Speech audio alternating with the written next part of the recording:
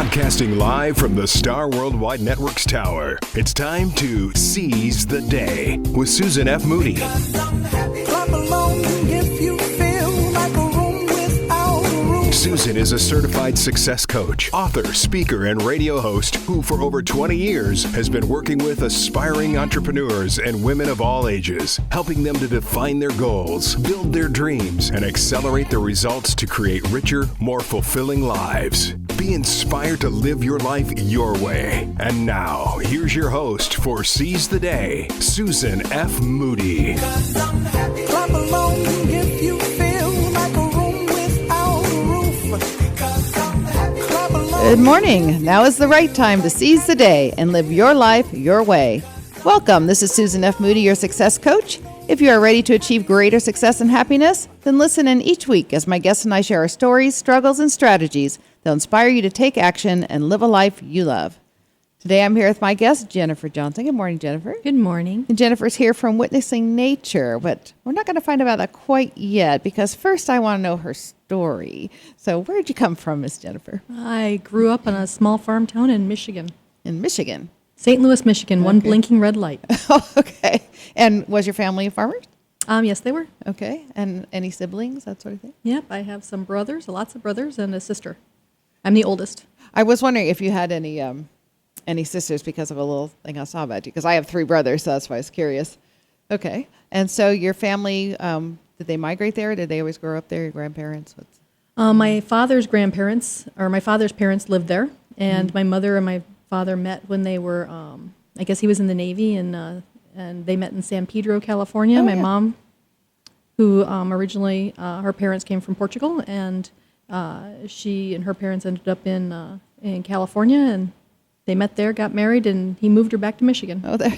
And she was okay with that? Until I was 16, and then we moved back. Okay, all right. So when you were growing up, did you like living on the farm? No. Okay. Okay. With the one red light in town. No. I've always been a big city girl, and I was born that way. Mm-hmm. So as your school, I'm just curious, was it a small school? I mean, how many kids in class and things like that? It was a very small school. I think that it was a little over 500 students, K through 12. Okay, well, that's more than I thought, because when you said the one red light, I'm picturing like the little red schoolhouse with everybody in. Like Little House on the Prairie. Exactly, that's what came to mind. Sorry. I'm honest there, that's what came to mind. Well, St. Louis, Michigan was a city only because of the fact that St. Louis Chemical was there. And so it had a big factory, and the chemical was there, and so it was the only reason why it was a city and not a township like Ithaca and Alma were. Uh-huh. But we didn't have a hospital. The closest hospital was 40 miles away in Alma. Mm-hmm. And so what was your dad doing? He farmed, and then when in the 70s, when the PBB thing hit and the cows all had to be killed because of the pollution, he went to work at in Lansing for Oldsmobile, General Motors. Okay. And was your mom working, stay-at-home mom? Yep, she was, until they got divorced, and then she worked a couple of jobs to help feed us all. Uh-huh. And how old were you then? I was about 10. Oh, so fairly young. Mm-hmm. So you said that you had 4 siblings. Mm-hmm. And I'm sorry, where did you say you were in the lineup? I'm the oldest. So you were the oldest at 10, and their parents got divorced. Wow. So that probably really affected the home life. Well, I got to take care of everybody, make sure they got to school and so on before we, while she worked. Yeah. Yeah. You usually have to step into you're like the parent now, right? Yeah. Do you feel like you raised your siblings because of that? I do, yeah. Okay. Yeah. Yeah, I've heard that from other people that they've had that situation. So did you stay in the household, or did you have to move as well? We moved from St. Louis to Midland. I think I was 13 or 14 years old when we moved. Okay. To be closer to my mom, closer to some family. So we had an aunt that was there, and then when I was 16, she really wanted to get back to where her parents were at. So we moved to California. Okay. And so what were your aspirations growing up then? Because you saw what was going on with your family, and you felt you were a city girl. Wow, yeah. Yeah. So I don't think that I thought much about it when I was young. It was more after I got older and I lived in California. That things started. Decided I wanted to be in life. Uh-huh. So when you moved to California, was that easier for you as the oldest child? I mean, did you have more support, or were you still in the same role? I'm just curious. I was still in the same role. Okay. My grandparents were there, and my aunts and uncles were there, so there was a little bit more support for my mom, but she took care of all of us. But you still maintain at the household and things like that? Yep. And then when I was about, I guess about 17, my mom got remarried. Oh, okay. And you stayed in San Pedro area? We moved to Wilmington, which was where my grandparents had lived at the time. We moved to Wilmington, and I moved from the small little school in Michigan to a Banning High School in Wilmington, which honestly was 3,000 students, 10 through 12, and there was gates, and it was it was the third worst school in Los Angeles district, so it was a lot of fun. So was a culture shock. I was going to ask you, was it a culture shock for you, or did you like it? Some people like a lot more activity, so was it scary, I guess? It was a little scary at first. Yeah, it was a little scary at first from going from the majority class to an absolute minority.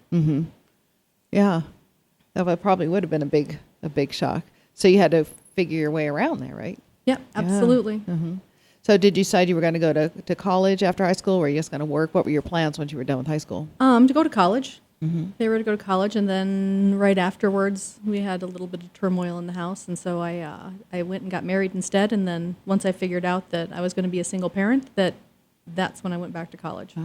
So you married young then? I did. And did you stay in Southern California? I did until 28 years ago when I moved here to Arizona. Oh.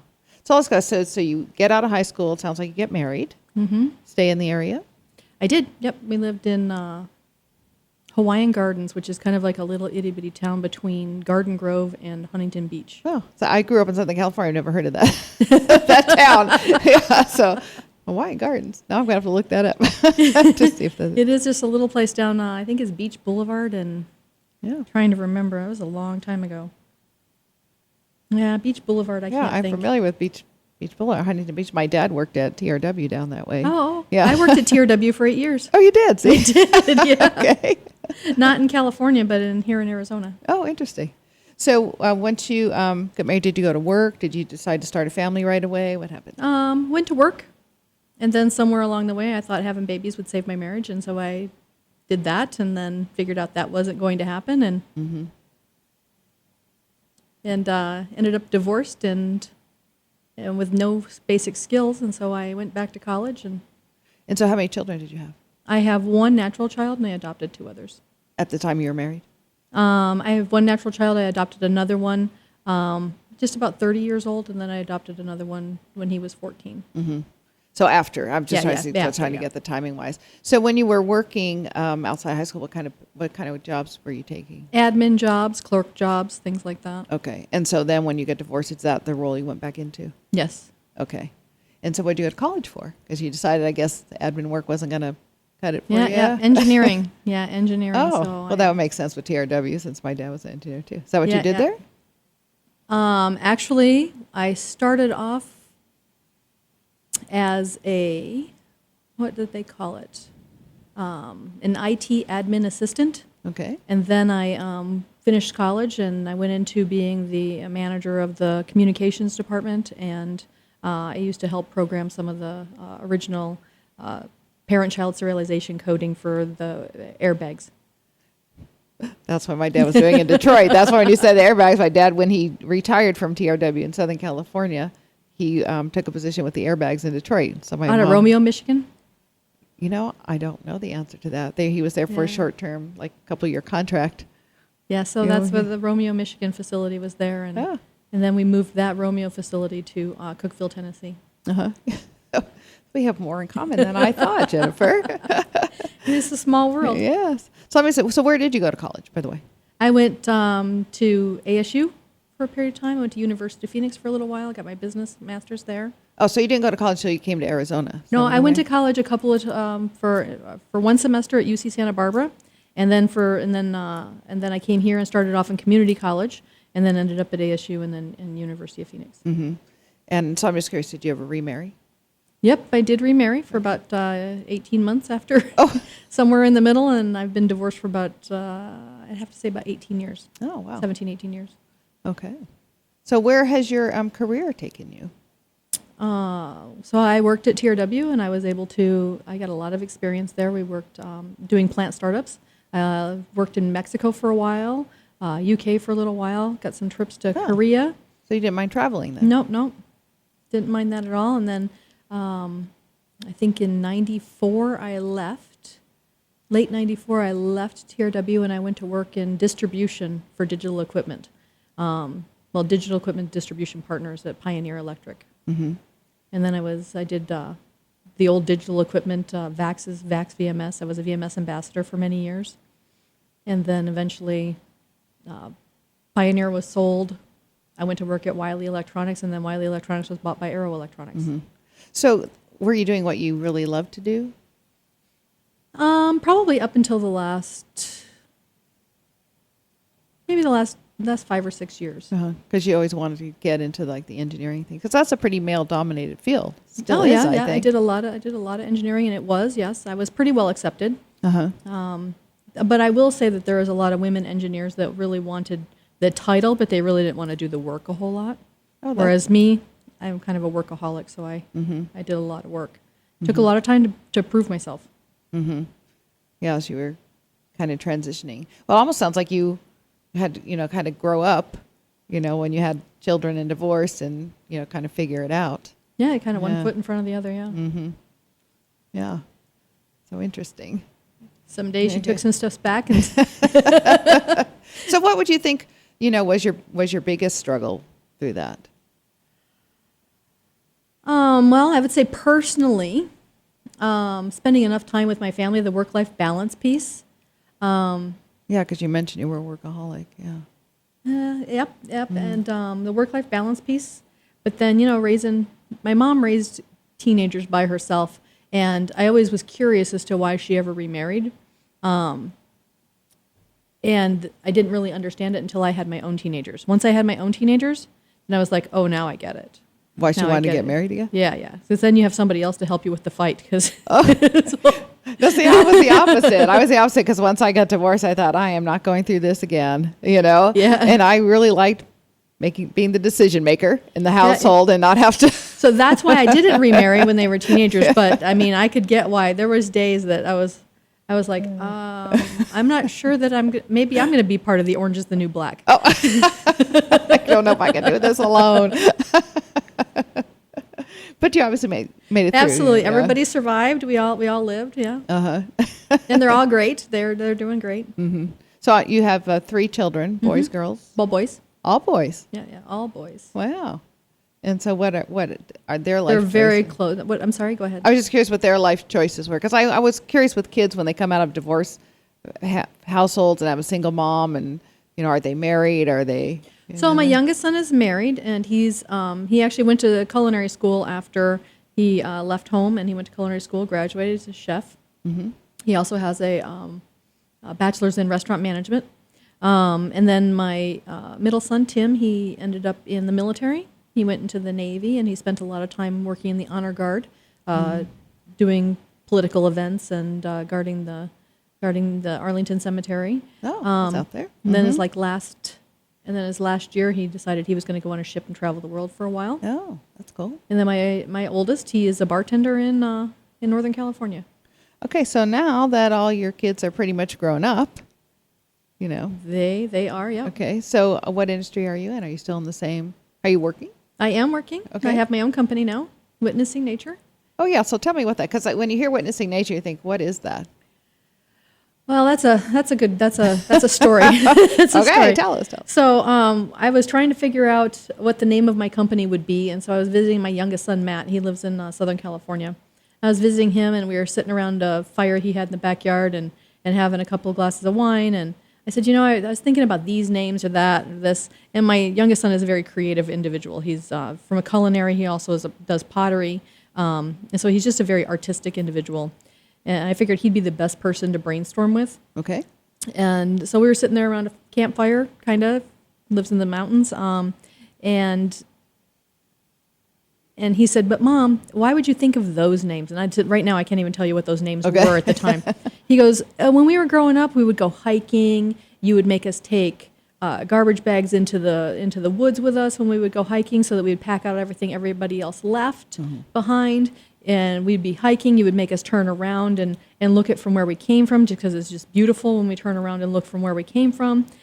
He goes, you're all about nature and witnessing everything that's in nature. And he says, and you're a whole organic chef, so why can't you witness nature in food, and you witness nature in the other things that you do? And so that's how it started. That's how the name came about. Yeah. All right. Well, I'm going to take a short break, because we went from you being an engineer and working, and now all of a sudden I just caught a glimpse of you saying that you're a organic chef. So we'll take a break, and then when we come back, we're going to find out how you went from where you were to becoming an organic chef. That'd be great. So this is Seize the Day. Please stay with us. Seize the Day with Susan F. Moody will return after this. Thinking about starting your own business? Then you are probably wondering if you have what it takes to be an entrepreneur. There's a big difference between wanting to do something and being able to make a living doing it. Hi, I'm Rhett Boffman from the Arizona Small Business Association, and we're offering a free lunch and learn for aspiring entrepreneurs like you on Thursday, July 28th. Register today to attend Startup 101 and find out if you have the personality, character traits, and mindset to be a successful entrepreneur. Register today at asba.com. That's ASBA.com. Now is the right time to seize the day and live your life your way. Saturday at 10 a.m., your success coach, me, Susan F. Moody, and my guests share strategies and stories that will inspire you to take action, to do what makes your heart happy, and live a life you love. If you would like a free copy of my ebook, Seize the Day, log on to my website, u-succeed.com. That's letter u-succeed.com, and get started loving your life today. Clap along if you feel like a room without a roof. You're listening to Seize the Day with Susan F. Moody. Now, back to Susan. Clap along if you know what happiness is to you. Welcome back. You're listening to Seize the Day. I'm Susan F. Moody, your success coach. If you've just tuned in, I'm here with my guest today, Jennifer Johnson. And before the break, Jennifer was telling us how she became a single mom at an early age, went to college, became an engineer, got into that field, raised her children. And then just before the break, kind of caught a segment that she was saying that she's an organic chef. But I want to hear the story behind how you go from being an engineer, using all that logical side, and then becoming a organic chef. So tell us about that, Jen. That's actually probably one of the funnier stories of my life. We love stories here. So I finished engineering school, and I decided, I hadn't spent much time with the kids at all, and I kept them home from school one day, and my mom used to make homemade macaroni and cheese, which I loved. It was one of the few dishes my mom made that I loved. But I would think you would be the cook as you were raising your siblings when she was working, but go on. And so I made dinner, and my kids said, "Mom, can we just have the stuff in the box? This isn't very good." Oh, dear. And I was like, I was angry. Well, and then it took me a couple of days to calm down a little bit, and then I finally decided, you know what, my mom wasn't a really good cook. And I had learned from her, so probably along the way I hadn't picked up anything. And then I realized, too, that my grandmother wasn't a very good cook. Now, my grandfather, on the other hand, was a fantastic cook. He's from Kentucky, so fantastic Southern cook, but he was a very messy cook. My grandmother would complain about the fact that he was very messy, so she would make food. So I went to culinary school. And so that's what we did for the rest of the time when the kids were at home, is we did team building around food. We would, on the weekends or whatever, we would invent things or try new things. And there was plenty of time we threw it in the garbage early on, and then plenty of time that, we've just had a really nice time and enjoyed kind of spending time together and eating and so on. So, whenever you have a party, everybody hangs around where the food is at. I remember, plenty of times where you decorate the whole entire house, and then people hang around in the kitchen. So that's true. Right. Yeah, they all go, "Where's the food? Where's the beverages? What do we have here?" Yeah. And so over the years, after my kids moved out, and I wasn't cooking for them anymore, I basically would, on the side while I was working, I would do events for my for my friends or family and things like that. I would do weddings or parties or whatever. Because they would wanted to ask do. you? They would ask me Because to. they would say, hey, Jen, we noticed that you are the only one of us knows how to cook. Because cooking's gone out these days, let's be honest. It is, Everybody's yeah. going to fast food and stuff. I do want to stop for a second because I do love the fact that you were working and you went to school, but you took what you were doing home so you could spend more time with your boys. Yeah. And I think that's so crucial now, especially everybody's so busy, is that where do you find the time? And that was kind of a cool way to do it where you're not just, you can talk, right, while you were cooking, Exactly, right? exactly. So not feel like, mom's checking out, I'm getting the Inquisition. I can just kind of talk over the making the food. So I think that's a great idea. Now we could test different things now. Now my kids all communicate differently, right? So they all grow up in the same house, but they all communicate yeah. differently. Whereas my youngest son, he's very communicative about, maybe over communicates a lot of times about everything that's going on. I have a son like that too, TMI sometimes. Exactly. Yeah.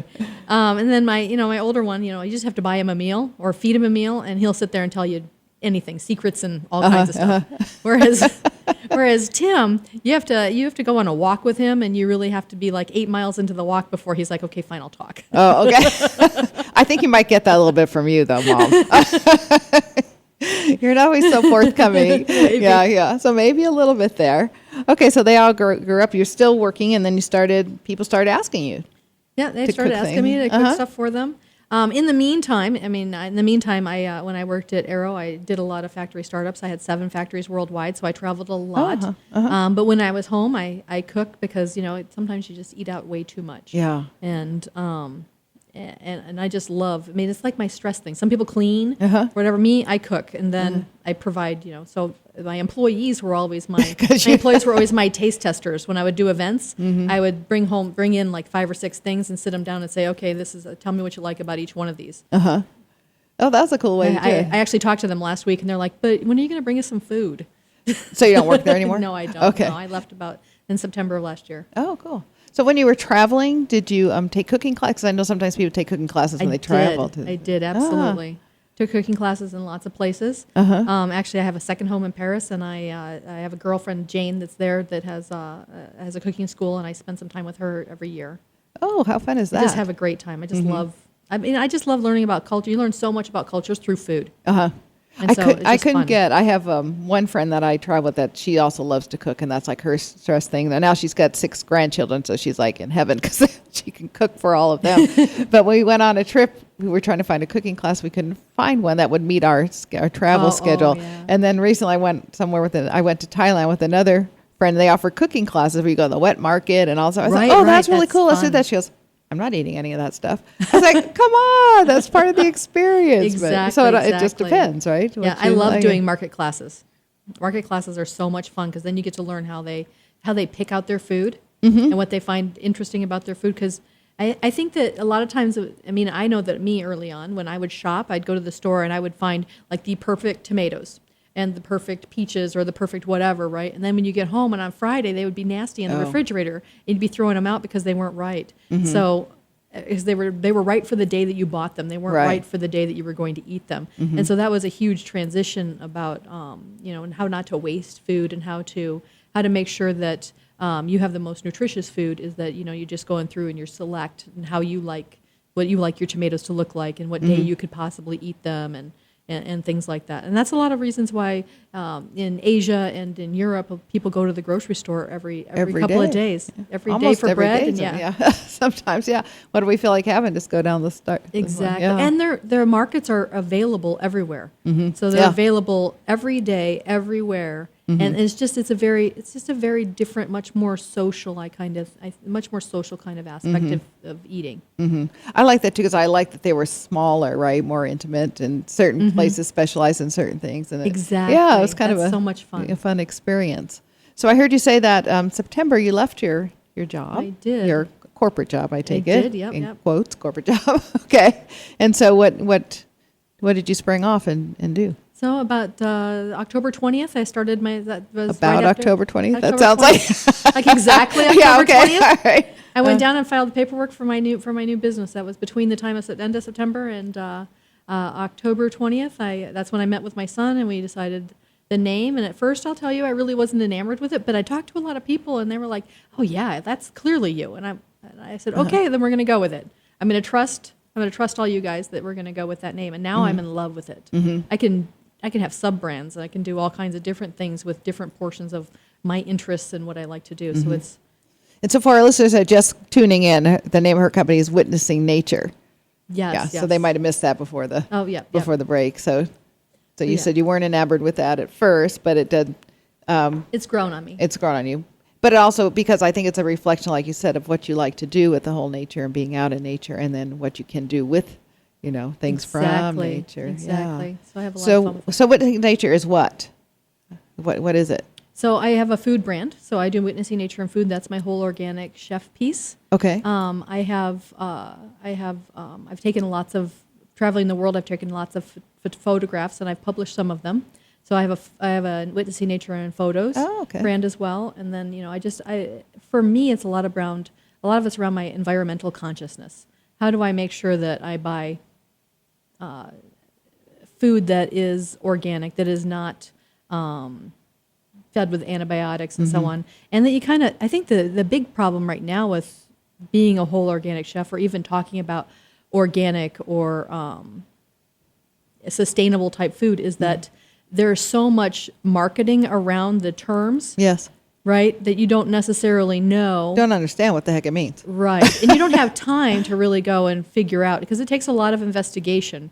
And, a lot of people think that you go shop at Whole Foods, they call it whole paycheck, right? And so it is more expensive in some areas. There are some new markets around here that have brought down. And then the farmers markets are just absolutely awesome. But I saw a commercial the other day that talked about natural milk coming from cows. And I'm like, well, of course they come from cows. What other kind of milk? Right, exactly. I'm like, it's not saying we're with goat milk or anything like that. So I don't know if their marketing technique was to get people to think about milk as natural. But really what I want to know about, and what I care about, what I investigate, is really around, where did that cow come from? Was it grass-fed? Was it corn-fed? Did they give them antibiotics? Did they give them hormones? Those kinds of things. I want to know that my milk came from those cows. I have a question on that, because I was talking to a lady recently, and she's got like a 9-year-old daughter, and she's already like in puberty at 9. And so she said that she had heard that was possibly from the type of milk that she was drinking, because she loves milk, and maybe if the cows were It could be. I don't know. It could be, but it also could be, how much does she like chicken? Because, you talk about chicken farms. They've been putting hormones in the chicken's thighs forever. And it's caused a lot of girls to go into prepubescent a little bit earlier. Interesting. Because they feed the hormones. They put a lot of hormones into the chicken, and then they feed them corn, which is not necessarily a natural diet for them. And then, they don't let them run around. They're not in the pasture at all. They're in cages, or they're in a barn. So now they you can call it cage free when you don't have any cages, but everybody's all piled into a barn. Oh gosh. Right. Yeah. So I guess everybody finds a workaround, right? To get around things. Wow. Exactly. Come up with a new term and so on. So yeah. You just kind of have to. It's really hard to kind of dig down through everybody knows they should be healthy, but with everybody being busy, they struggle with that, and they don't want to spend their entire paycheck at buying something. Right, or all their whole time investigating things. So exactly. How do they find out? Are there certain places you found that you can share with the listeners that from your expertise? I'm writing a book, and it's got the whole decoder ring inside the book on how to determine what is organic, what's not organic, what to look for. And, the rules will change. So probably I'll publish the book, and then all of a sudden there's be new rules that come out after I write a new book. So that's a good reason. But it's not going to be 300 pages, right? No. Okay. Because that's the other thing. It's like, okay, I'm not going to read this book. No. It's like a page and a half of decoder ring kind of thing. Okay. So just kind of gets you right in there and tells you what you need to know. Yeah. I'm not a wordy person. You know that. No, I haven't noticed, Jennifer. I'm not a super wordy person. Yeah, I think that some of it comes from my, being an executive, right? I only have 2 sentences to be able to get to the point. I'm getting better. I'm getting better on it. But I'm not a super wordy person. But that's interesting. You said that because it could be, like you said, from your background. It's like, let's get to the bottom line. Let's do what we need to do, and let's move on.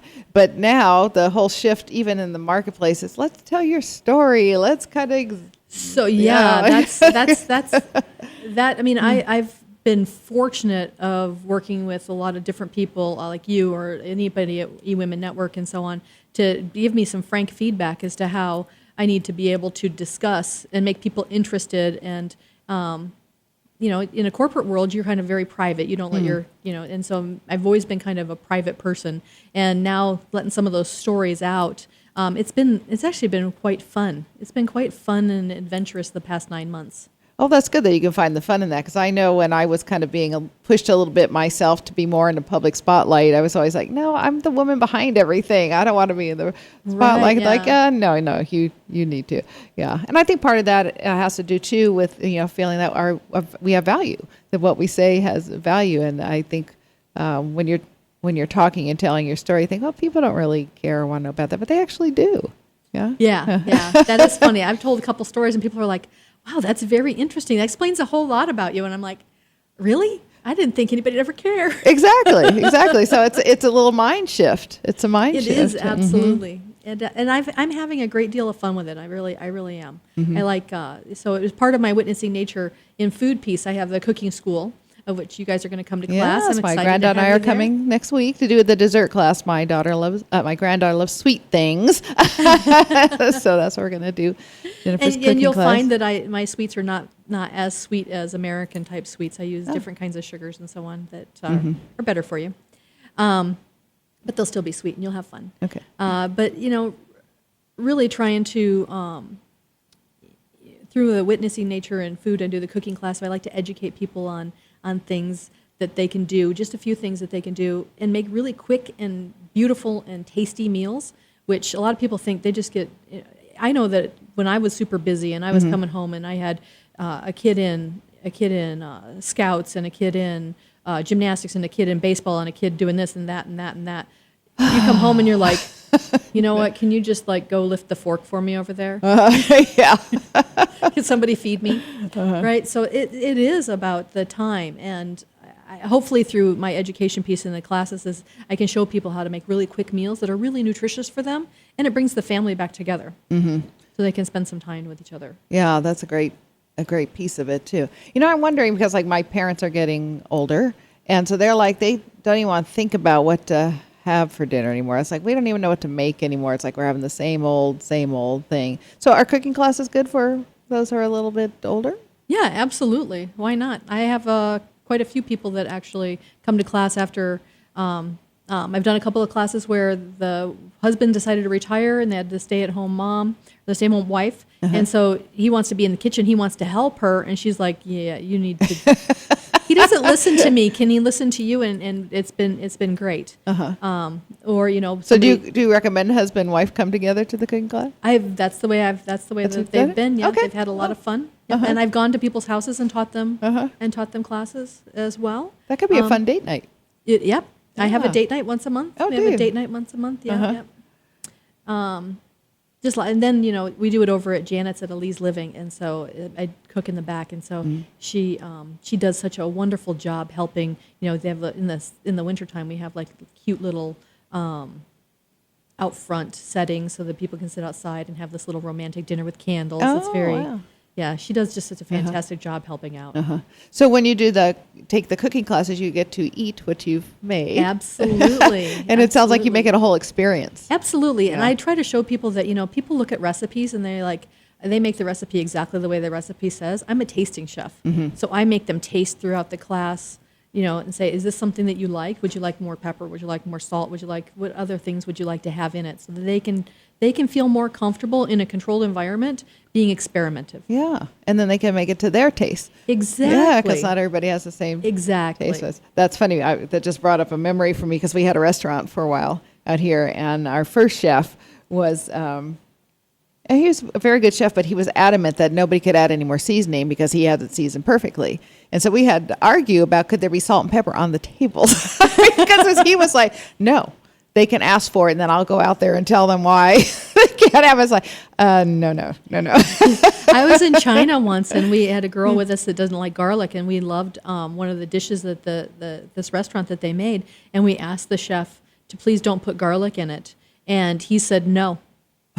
He says that dish belongs garlic in it, and that's the way you're going to get it. We're like, well, then I guess we don't want that dish. Yeah, that's what I mean. It's like, hello, it's our meal, type of thing. The other thing I heard you hit on just a minute ago, Jennifer, is you said you have the cooking classes at Elise Living, which is in Scottsdale for our Yes. listeners. And it's actually like a home kitchen in the It back. is, yes. So it's not like a big commercial kitchen, because I think sometimes that's intimidating. Yeah. So it's almost like, hey, this would be like cooking in your own kitchen. Exactly. And we do small, intimate classes. So yes, we only let 8 people in the class, so that it keeps it small and intimate. And then we can accommodate. I've had meat classes where people come in and that are vegetarian, and we accommodate making sure that they understand how they can do the same dish without the meat in it. Oh, that sounds great. Yeah, so we just try to make sure that, everybody's not the same. Everybody likes things differently, and try to show them that, based upon what you like, you can make this very same dish to your taste. So let me ask, and I don't know if you're doing this or not, but do you give them the recipe of what they made? after Absolutely. Okay. They get a recipe, and they get to write down on the recipe, take it home Take with their them. notes. Yep, exactly. And they're doing the cooking, so they're making it. They're seeing how I teach some knife skills, and I teach some knife skills as well as some seasoning skills, and some tips and tricks on how to do things a little easier. And does it go back into where you can buy the products? Because like you're saying, you're organic, and so you've done a lot of research on it. Because I wouldn't know, besides, like you said, for wholesome, where do you even go to get certain things? Yep, I can show you where So you get so all you that can stuff. kind of- Absolutely. Okay. So how would they find out what sort of cooking class you have coming up? You go up on my website, and it will have the schedule. My website is witnessingnature.net. It's not a .com, it's a .net. Okay. And you can see the cooking classes. You go into the store, and you can see the different cooking classes and what dates they're available. And then if sometimes I do a lot of team building events as well. So if people decide they want to have a private event, I'll close off a day and make it whatever class that they would like to have. Oh, that sounds pretty cool. I think I noticed when I went to your website looking for the class for my granddaughter, it looks like you have certain days that you offer them. Thursdays and Saturdays, yes. Okay. Thursdays and Saturdays. So Thursday, are they both evening? I don't remember that. No, Thursday is 6 to 8:30. We're usually done about 7:30, 7:45, so they have 45 minutes or so to eat. And we do the cleanup too, so that's awesome. Oh, I like that. I'm liking that already, Jennifer. And then Saturdays And then is what? Saturdays it's 11:30 to 2. All right. So if you want more information about these cooking classes, go to witnessingnature.net. We're going to take a short break. And when we come back, I'm going to find out, I think that Jen's involved a lot more than just the cooking, because I heard her say this is just a portion of what she does under Witnessing Nature. So you're listening to Seize the Day. Please stay with us. Seize the Day with Susan F. Moody will return after this. Are you an event planner for a professional business group seeking to inspire your participants to let their own light shine? Then you will want to book Stage Sisters. Stage Sisters are local women thought leaders and expert speakers who will share their heart, soul, and wisdom to motivate your group to live their best life. Whether you desire to book just one or all 6 Stage Sisters together, your group will be inspired to live a happier, more fulfilled life. Stage Sisters, put your shine on. For more information, email us at info@stagesisters.com today. That's info@stagesisters.com.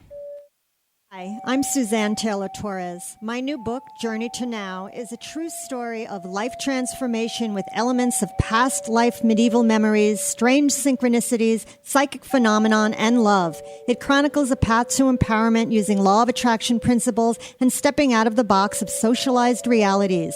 If you are ready to create the life you desire, read Journey to Now. You can find it on Amazon, Barnes & Noble, and at my site, www.SuzanneTaylorTorres.com.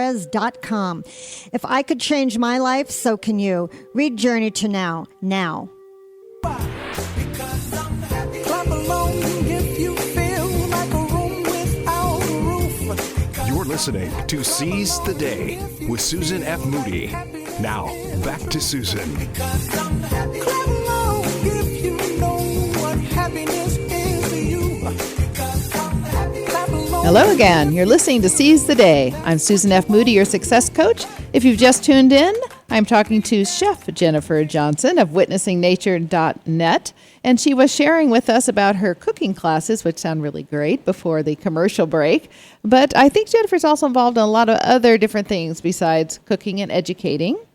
her clients. So tell us more about what things you do in your business. So under my Witnessing Nature and Food brand, I do catering for people, as well as I do private events. I've done engagement parties and birthday parties and different kinds of, get-togethers and so on for people. Not necessarily a catering thing, but more of a, they do a team building plus a fun bring people together thing, as well as I do food boxes for people that want to have their meals prepared for them and delivered a couple of times a week. Oh, interesting. Okay. And then I have my photography portion, which I've traveled the world, so I've taken a lot of pictures around the world, and so I've published them. They're also they're also in my store at different sizes that they can buy. Wait a minute. What store? Oh, at my website store. Sorry. Oh, okay. Sorry, I'm thinking, wait, am I missing something? Sorry. My website store. Okay. And then, I have a big environmentally conscious thing. So I really care about what people put on their bodies as well as in their bodies. So as part of my education, I also represent the Beauty Counter line. So it's about personal products and the amount of, I really look through all of my personal products, everything that I use through an app on my iPhone. They have it for Android as well, but called Environmental Working Group, and it'll tell you whether it's got too much fragrance in it, it's cancer causing, it's got chemicals, this, and this inside of it. So I try to really, my parents passed away very young. Okay. And I was so, going to say, I can hear that this is your why you do yeah, what you this do. is why what Yeah. I do. So, so my parents passed away extremely young. So my father of massive coronary, my mother of cancer, and I was 25. And so I really at that side took to heart of so what it is that we're doing and what can I do. Because my kids were very, very upset, and I figured, Because they were so young. they were, wow. Matt was 4, and so I remember him crying himself to sleep at night, right? Mommy, I don't want you to die too. So it really kind of came down to what do I need to do in order to make sure that I'm around to see my kids grow up, my grandkids grow up, and so on. And I've already lived longer than both my parents have lived, so I'm very excited about the fact that I really cared at that time to sit down and You figure out how recognize to- that you needed to take a look at that and see what, you could do differently. Yeah. Yeah, I think that really kind of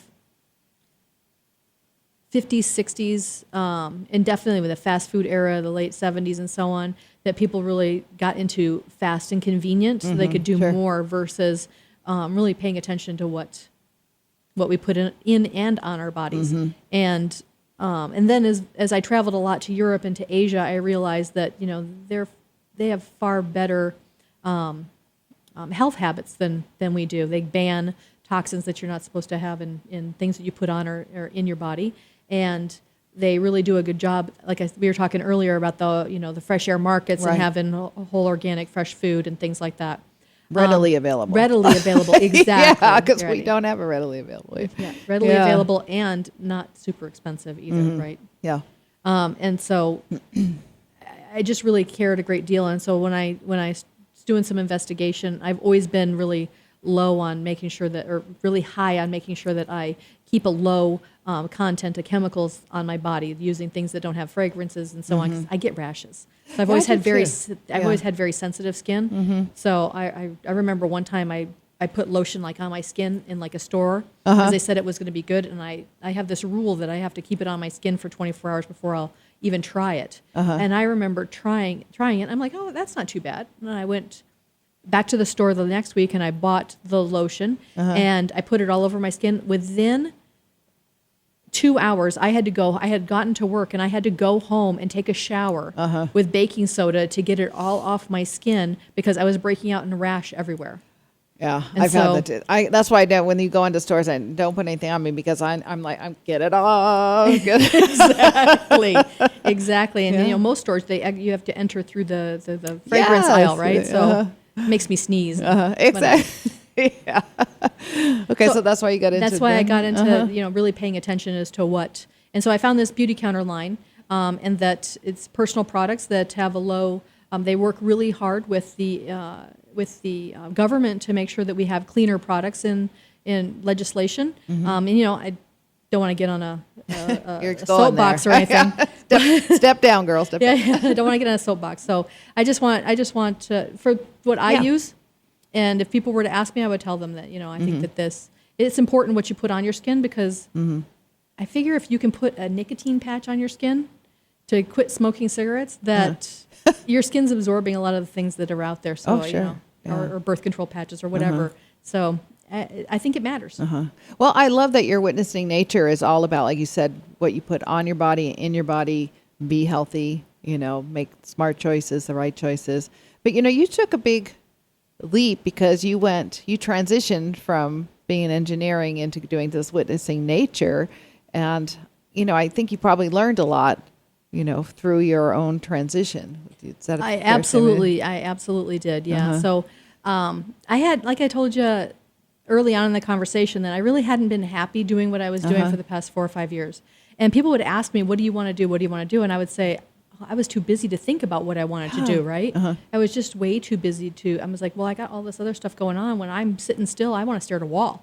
So I really hadn't decided. So one day I just decided I wasn't working there anymore. And it really gave me a lot of time to think about what I wanted to do. But what really started the transition is the reason why I met Janet was, I think it was January or February of 15. Yeah, January, February of 15. And she had taken over JAM, which was the business inside of the building before Ali's Living is there. Okay. And she said, we have meditation classes here. You should come. I was like, I really connected with Janet. And I said, yeah, sure, I'll come to a meditation class. And at that point, having 30 minutes or an hour to kind of sit down and really think inside yourself as to what's going on, it was so calming for me. And I think that was really my beginning transition to be able to figure out what it is that I really wanted to do. But was it kind of an aha moment for you too that you actually could sit still for that long? No kidding. Yes, absolutely. Yeah. Absolutely. Could sit still that long. She does guided meditation. Because I had tried meditation in the past. You kind of sit still and I'm like, and I have 55 million things going on in my brain. And I'm like, no, you're supposed to be being calm. And so the guided meditation, so that would help you kind of. That helped. Yeah, because it was like a bedtime story. And it really kind of helped. Get out of your own. Exactly. And sometimes you would just hear the story, and I would look around different people in the room, and I'm like, well, they saw this, and they felt that, and they did this. And I'm like, I'm not that person. But it came eventually. And so it helped me really kind of think about me and what I wanted to do, and is this the way I really wanted to do? I want to be doing this very same thing when I was 70 years old. And so I turned 50 this year, and a milestone birthday. Exactly.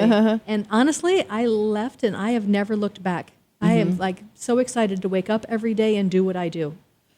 Well, that's amazing that you were just able to figure it out and then you just went for it. So that sounds like that might be one of your strategies for success, is that you figured it out and then you went for it. Is there any other strategies you have to? Well, I think throughout my entire life, right? Yeah. I've had some diversity or adversity, and you just kind of like, don't take it personal. Just keep going forward. And even though you have some steps going backwards, honestly, you brush off your knees, you get up, and you keep going forward, because if you want it, you're going to have to go get it. Nobody's going to give it to you. And that's the thing. You have to want it, right? Exactly. Yeah. And you have to know why you want it. I think that's so important. I think people miss that step sometimes. Like you said, you realized early on because of your parent situation that you wanted to make changes. And so it's important to you to be around for your children, your grandchildren, and live longer than your parents did. And so that's why you want to be healthy, right? That's exactly. Kind of thing. Yeah. Exactly. That's kind of your thing. And I love that, not taking it personally, because it's easy to, and especially when you're trying to start something new.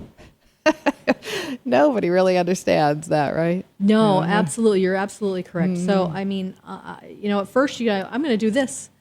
And then you go, and you're all excited about it, right? What's next? Yeah. But I think that honestly, just if you take things personally, then you're letting other people decide what you can have and what you can't have. And I don't think that other people get to make that decision for me. And I don't think people should let other people make that decision for them either. But that's kind of hard. I mean, it's not easy. I mean, it sounds easy when you say it, but maybe you did find it easy to turn that off. I don't know. A lot of people, I think, struggle with that. I have my days where I feel like a very doubty, but honestly, I let that. I go, you know what? Don't. I think I was at a seminar one day, and one of the speakers says, everybody feels fear. Leave fear and drive fear to work, or whatever you're going to do, drive fear to work, leave it in the car and go into work and do what you need to do. Don't ignore it, accept it and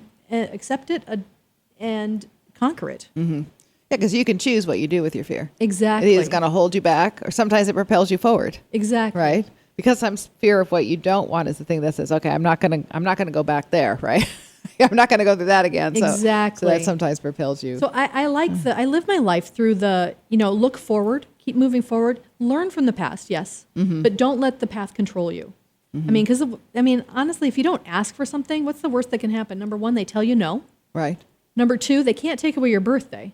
So why not give it a shot? Well, the best thing that can happen is they say yes. Yeah. You get what you want. I think so many times we're waiting for the no, right? For some reason, we expect the no more than we expect the yes. That's kind I of. think that as a women, we feel more that way than I think men do. And I don't know if that's because we've had to fight for everything that we've got, right? I don't know. Being a woman in a man's engineering job, I had to prove myself over and over again to have the credibility. Right. Yeah. And so I think that there is some history with that. Some mental history that goes along with that. But but then once you have a few successes, then you start, you build that momentum. Exactly. You have what you call a snowball, right? So you start to gain momentum and you feel better about things. I want to touch on too, because I like the fact that you said that, you don't accept when people tell you no. No, I don't. I'm a solution person. So I'm like, you know what? If you got a wall for me, I'm going to figure out how to go over it, under it, around it, whatever. Because if I need to get to the other side, then I need to get to the other side. And it's not about you. It's not about who told you no or whatever. I actually kind of think that the people that bring more adversity in my life, I have more lessons to learn from. Oh, and so that they're kind of presented there for you. Oh, yeah. Yeah. That philosophy too, that they come up. So it's almost like a personal test, like you said, to yourself. And yeah. How bad do you really want it? Exactly.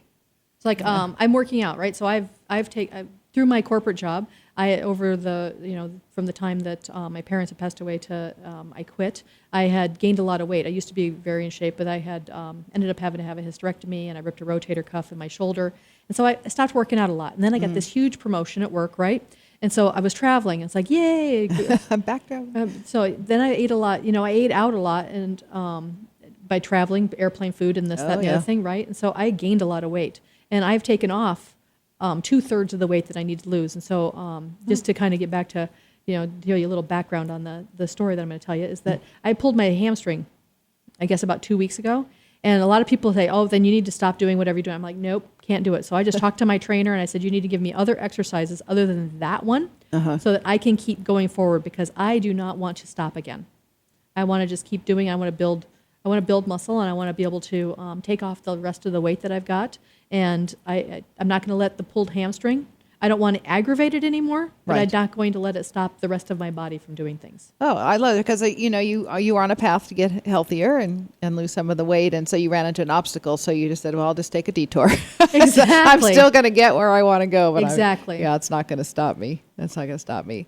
Well, I thank you very much for coming today. It's been really informative and interesting. And if you want to know more about Jennifer, you can go to her website, which is WitnessingNature.net. She's got those great cooking classes on there. She's working on a book. I am. So when do you think that's going to be coming out? I think I just have a few more recipes to put in, and then I think after I get back from Paris, I think that we'll have the photos all attached to it, and then we will probably middle of September or end of September, so it'll be ready to Right around the ready to corner. start doing it. Yep. And so that'd be a Exactly. nice holiday gift, maybe. It could, That absolutely, could be, yes, yeah. yes. And I heard you say you had an online store. Yes, so we have the online store. What's in that?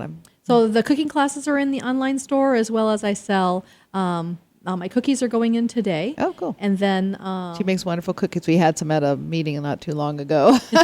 Except I have to say that her recyclable bags are very noisy. that's true. Everything that I do is compostable or recyclable. They are noisy, but they're good for the environment. That's true. And then, so in there, and then there's also some of the photos that I've taken that have been published on wood and canvas, as well as metal, that are there. And then my market bags. I have awesome market bags. All right. So lots of cool things. So go to witnessingnature.net and look up Chef Jennifer Johnson and see what she's got. So thank you very much for coming on my show today, Miss Jennifer. If you are a listener and like to be a guest, then please send an email to guest@u-succeed.com. That's guest at the letter u-succeed.com. This is Susan F. Moody, your success coach. Tune in next week for more inspiration to help you achieve greater success and happiness. Until then, believe in you that you can have and do deserve to live a happy, fulfilled, meaningful life. Seize the day and live your life your way. Happy 4th of July, everyone. Thank you for listening to Seize the Day with Susan F. Moody. You can hear Susan live every week or anytime 24/7 right here on StarWorldWideNetworks.com. Because I'm happy. Clap along if you feel like a room without a roof. Because I'm happy. Clap along if Need a speaker for your upcoming event? Hi, this is Susan F. Moody, your success coach from Seize the Day. If your group or organization is interested in having me speak, please call me toll-free at 855-YOU-SUCCEED. That's the letter U, succeed.